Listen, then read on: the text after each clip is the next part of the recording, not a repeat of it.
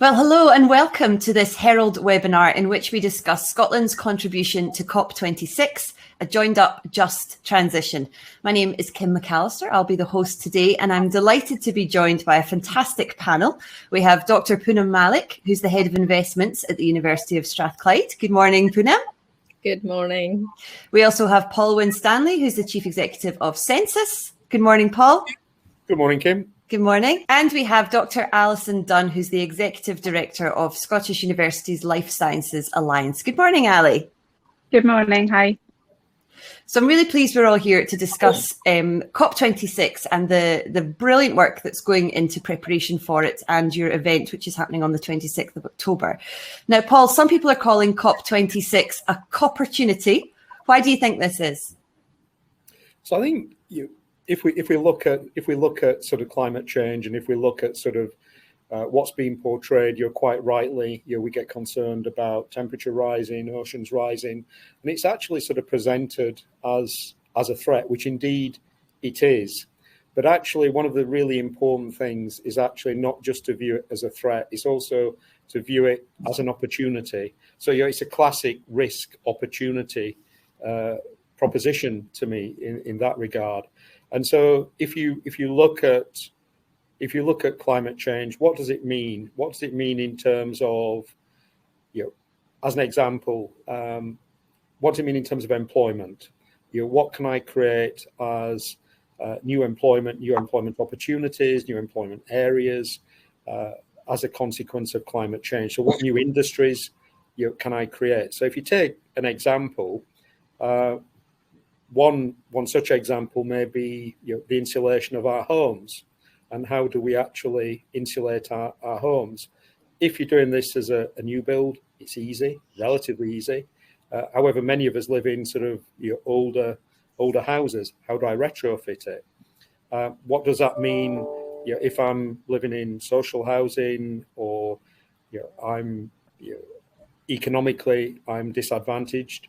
It may mean that we begin to address some of the challenges associated, for example, with fuel poverty, which again is a really good example of why addressing climate change may create societal betterment.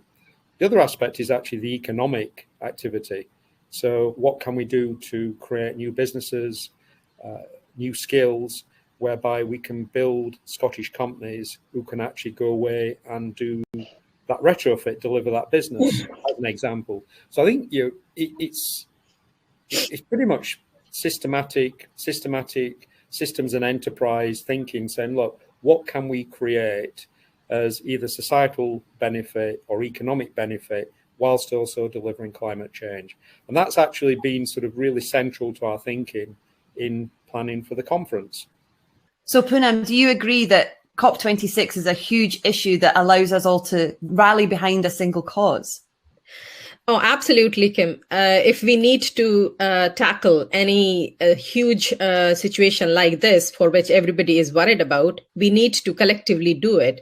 And the question is that one worry about a threat get us together, that in the face of a sort of collective threat, we get together and plan, but eventually it is an opportunity. It's an opportunity for us to be able to change for the better. And it's the government that puts the plan in place. But at the same time, it's the citizens at the front line who have to actually work together, come together and do it. So this is why it's an opportunity for everybody in the whole supply chain. Yeah. And are you finding that as well, Ali? You're obviously in the university sector. Are you finding the same thing? Yes, definitely. I think there is, as Poonam says, it's a great opportunity, and I think that we're really set up well in Scotland to be able to deliver on that. We have a lot of, we have the base, so we have great universities, leading universities. We have a really great diverse range of industry, and so we've got that base there, and then we've got these organisations that are on top of that help drive the collaboration across and help that cross-fertilisation and that communication that's really important. So there is the voices heard from everywhere, including from people from the general public, and that's really important in anything that we want to deliver. It needs to be realistic. It needs to, for it to be, to be long-standing, and for that we need to have that that collaboration. And I think another important point is the international element of what, climate change is. It's a global challenge. And so we need to be doing it very much as we are fantastic at collaboration in Scotland. And,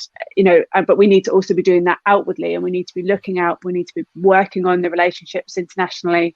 And again, like I said, I think, we're in a good position to do that with the organizations and the infrastructure that we have. So yes, it is a great opportunity. And I think that we're seeing that with all the activity that's buzzing leading up to COP26, including obviously the conference that we're running. Exactly.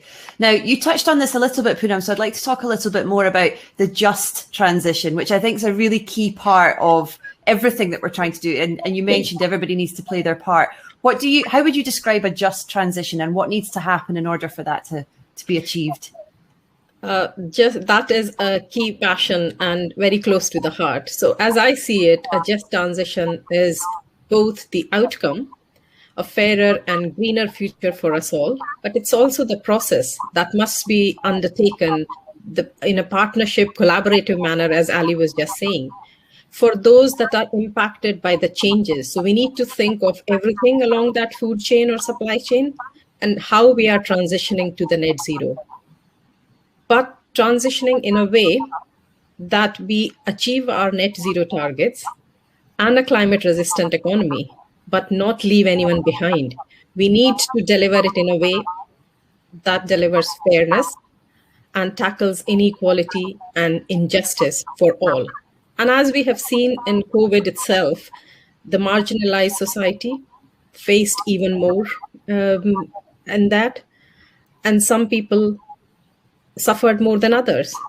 And we need to be able to learn from industrialized times when the coal to energy transition happened.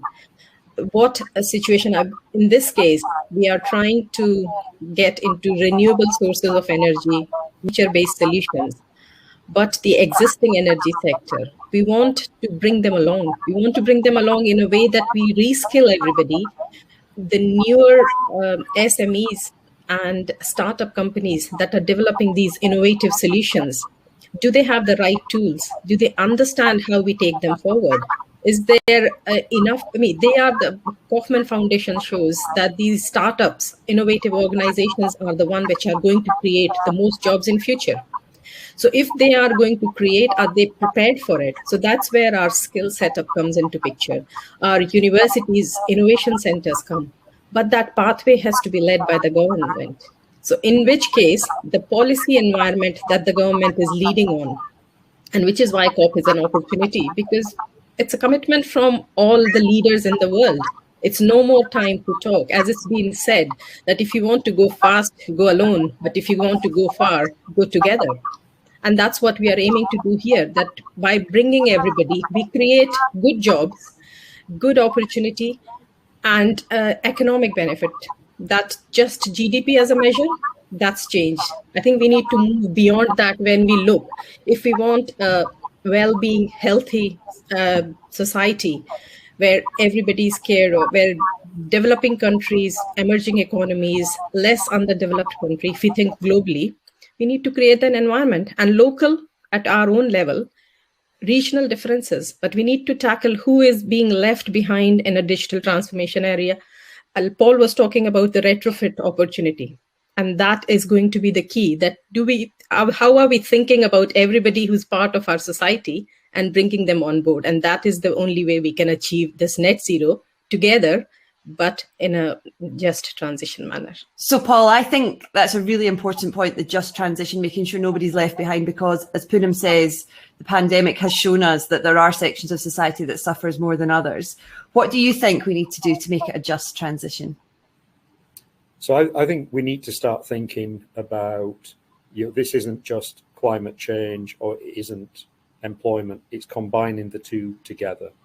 And so when I spoke earlier, it was about how can we create new employment opportunities as a consequence of the changes from that we need to implement to achieve the climate change we need to deliver upon. I think there's also another aspect here, and if you look at the collaboration we put together for the conference, we're now engaged with almost 30 organizations across academia, public, private organizations. One of the things that actually we're all doing is we're all delivering skills programs. I think there's an opportunity to begin to align our skills programs to help prepare the workforce of the future. And this is not a case of new money, it's a case of alignment of existing resources. And so I think there's things that we can do practically in terms of the skills, the development of people. But also I think what we need to do is we need to create some significant beachhead projects that we can use as beacons for others to say, look, this is maybe how you can deliver this. It's not to be prescriptive. It's not to try and sort of suppress innovation. It's there to try and enable innovation. And also through the resources that we've put together, through the collaboration, and we're looking to extend this into our citizens and through the participants of the conference. We've got an incredibly strong resource there that we can utilize, whether it be solving problems, whether it be creating best practice. And so I think it's about creating those vanguards, Kim. Yeah.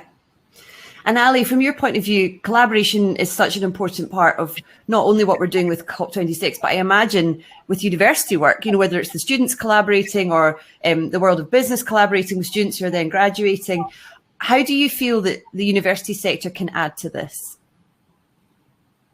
So I think, from the two elements that you just mentioned, there obviously research is a huge part of working toward climate change. The innovation that's coming out and the new technologies that are developing, the new ideas the way that we can change the way that we live, basically, and we live our lives. That starts off at the bench, that starts off inside the labs, and that's where the ideas come from. And that blue sky thinking is really important so that we can have that creative, innovative thoughts, and then and then it's really supporting through that pathway. And that's and that brings in that skills element, and that's about training undergraduates and college students from the offset. Really, if they're going into that science area, then they need to be thinking from the start, how could you, if you have an idea, how do you take that through to commercialization, and how do you then make sure that's a success? And so I think that there's a lot that universities are doing. There's a lot that the innovation centres do, obviously Skills Development Scotland do, and the research pools do as well, that we try and I think so there's a lot we're doing because there's such a need for it, but I think what we could be doing better is talking to each other about what we are doing and aligning that. And Paul touched on that. It's about that joined up, and that's what we talk about at the conference. It's that joined up just transition, so that we're not duplicating, so that we're sharing and learning from each other and sharing that good practice. And there are lots of programs that run that are probably relevant in other areas, and I think there's this real passion and excitement around COP26 and this opportunity and what we can do. And as we start doing that, are there things then that actually are really applicable in the digital skills and digitalization in other areas? So I think that there's a lot there, but it is about coming together and trying to do things transparently, openly. And I think openness is really important. And I think that's again where universities are great, because it's about open research, and it's about sharing research and sharing ideas and knowledge exchange. And I think that's a really important part that universities bring to all of this. Yeah. I love two things that you said, Paul. One, this is not about new money, because that's going to be music to everyone's ears. We're not asking for any budget. We're just being more efficient with the programs and the money that we've got. And then something that you touched on there, Ali, was trust. It's really hard to collaborate, especially when there's lots of different agendas, lots of different people to consider and, sign off and things. But actually, as you've proved with this conference, if you can get almost 30 different organizations to commit to similar goals, that in itself is a massive achievement. And so trust is going to follow. So how important is trust then in making this all work? Paul? I think trust is an incredibly important ingredient here. So this is it's about how we share objectives, how we build commonality around objectives, that shared understanding.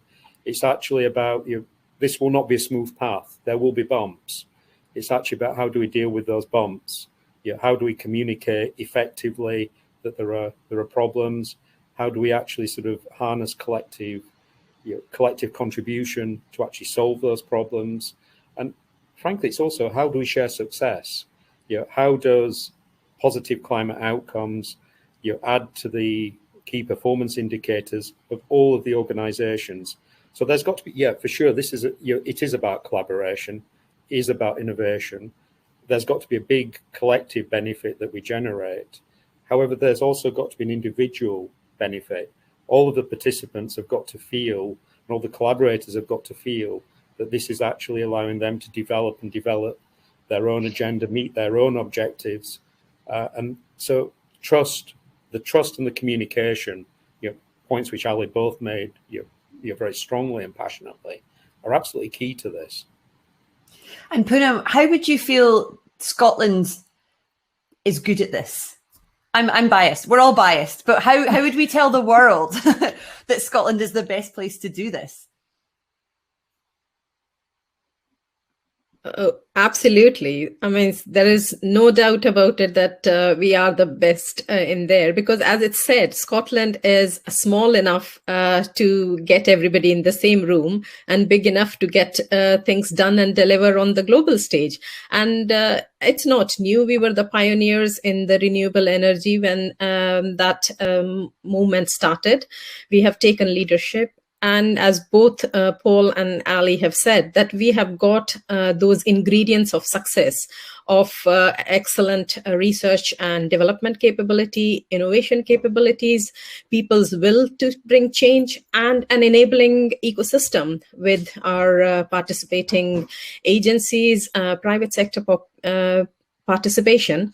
And people who are looking for guidance. I think what we need to do is that take these essential ingredients together, and everybody needs to play their part. That quadruple helix that we talk about, the government and the policy makers with Just Transition Commission and National Programme for Government, them setting the environment where we look the best place for investment, foreign direct investment into our innovation.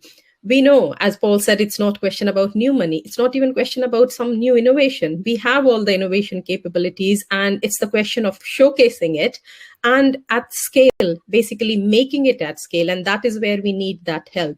So from the investment point of view, it's like making companies that have those innovation within them, trying to fund it, invest it. Obviously, with my investment hat, I would say that. But from the like Scottish Enterprise, on whose board I am, the agency is working with people. There are smaller organizations like the Net Zero Community that have come up, Fuel Change, and multiple different organizations that have taken these initiatives to come together to bring this change, to provide those toolkits and those directions. And that is where the authenticity of people come, that they actually really want to bring this. We really together want to bring and contribute to net zero, because targets are big.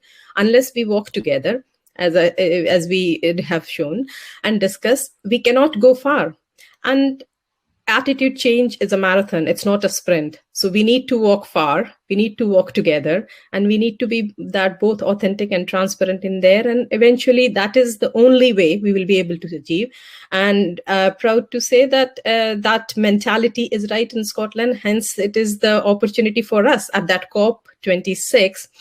It is the time when we can showcase innovations that we have, invite investment here, showcase our best companies, showcase our best ideas and innovation centers that are happening, and draw people to say that we might be a small country, but the developments that are happening, they can go global. And that is where these companies can scale, go global, provide those examples and capture the market. And that is where we will even be able to tackle the challenges that are in problems somewhere else. But then it's a global collaboration. Yeah. Gosh, I feel so inspired. Thank you, Poonam. Because climate change can be so terrifying, and you can just get yourself into such a kind of, how can I possibly make a difference? And then you hear how much is going on, and it really kind of gives you the hope that we're going to get somewhere with this. So, Paul, this is what we're talking about, all of this in the lead up to your conference. Would you like to tell us a little bit about the conference that's happening at the end of October? In terms of what we put together, Scotland's contribution to COP It's a collaboration by nearly 30 organisations. It's on the 26th of October. It's a free conference. The morning session, we're looking for Mr. Lockhead to actually sort of lead on the presentations. So a ministerial address on the importance of climate change, the importance of just transition and what we're doing. We then go into a panel session. So the panel session initially is looking to move from policy to practicality. So we've got Dr. Jim Skier, who led the Just Transition Commission, contributing to this. Poonan is contributing to it. And one of the things that I'm hugely excited for here is that we've managed to convince an apprentice from Fuel Change to actually participate in that session. And so you're very much going from deep policy to an individual where I want him to be authentic, and I want him to talk about his hopes and dreams. And so that's the opening session. In the afternoon, we break out into 6 parallel sessions. So a wide range of content. So we're looking at skills development, built environment, transport, public sector services, circularity, and then sort of workforce of the future. So we're trying to address and give some examples. So this is where we're trying to build that experiential base and communicate. So actually, we all know the policy, but actually, what do I need to do? What are those practical steps? And that's what we're trying to showcase in the start of the afternoon. We then begin to gather, come back into plenary. What are the key outcomes from those 6 parallel sessions? And then we've got a concluding session where what we're looking to do is how are we going to respond to what we've heard? What can we do? How can we contribute towards the just transition as we go forward? So that's the plan. That's the plan for the day. I did have dark hair and long hair before I started. It's been a long journey. It's actually been quite a difficult conference to organise because of the level of collaboration. But as we've discussed earlier, that was exactly the right thing to do. This is actually about how we engage, how we, Poonan talked brilliantly to the authenticity point. It's how we draw that collaboration together. Brilliant. Well, I will certainly be there, and I'm sure lots of people will be as well. And it's really, as I said, really inspiring that you've managed to create this and that we seem to have a really solid plan for how we're going to tackle these enormous challenges. So thank you all so much for your contribution today, Dr. Poonan Malik, Paula Winstanley, and Dr. Ali Dunn. Thank you very much for joining us. Thank you. Pleasure.